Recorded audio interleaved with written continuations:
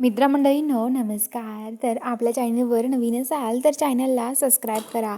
तर आजच्या भागामध्ये घडतं असं, इकडे आता जे आबा आहे ते देवीच्या मंदिरात येतात आणि मंदिरात येऊन तिथेच बसतात आणि देवाला हात जोडतात आणि म्हणतात की देवा, मी जे पाप केलं नाही ना त्या पापाची शिक्षा पण मला भोगायला लावते.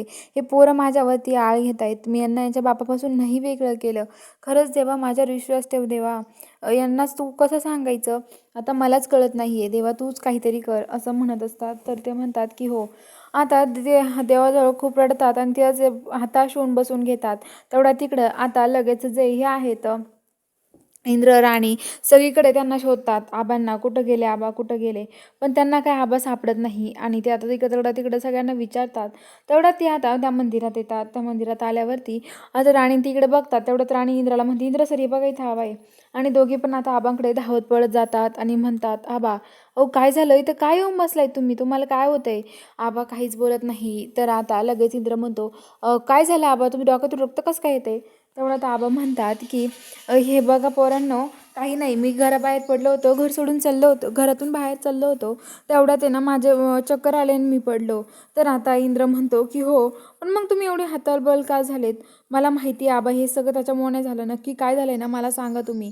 तर आता आबा जे घडलं ते इंद्राला सांगतात.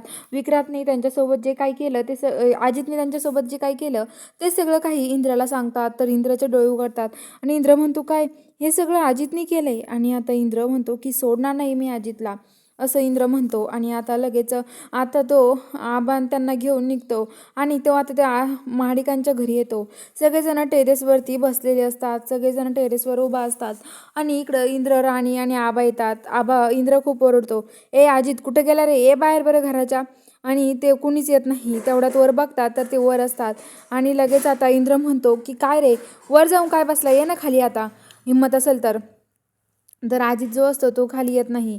तो म्हणतो की नाही नाही. तर आता लगेच ते म्हणतं की नाही यायचं खाली.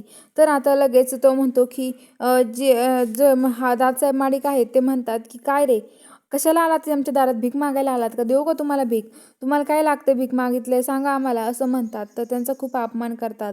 तेवढ्यात जी राणी आहे तिला खूप राग येतो, तिला कंट्रोल होत नाही आणि ती खालची दगडं उचलते आणि त्या दादासाहेब महाडिकला मारायला लागते. तर बघूया आता पुढील भागात नक्की काय घडणार आहे. बघायला चॅनलला सबस्क्राईब करा.